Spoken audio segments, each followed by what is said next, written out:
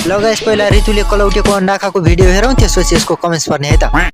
अंडा के गर्दै हो दाइ दा हजुरले? फोक्दिएँ म त। ओ माय गॉड अंडा अंडा खाइदिनु न।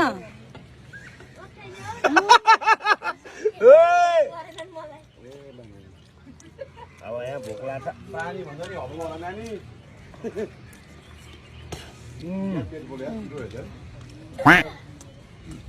अंडा हैन अब यसको कमेन्ट्स पढौँ है त। कान्छी बुढीको माया लाग्ने रहेछ है कलौटे। बिचरा अन्डा खान लाएको थियो मागेर खाइदिए।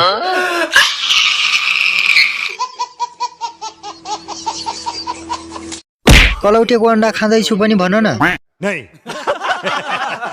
दिउँसो कुखुराको अन्डा बेलुका कलौटेको अन्डा। अन्डा खाएको त देखायो अब कालो केरा खाएको कहिले देखाउने हो।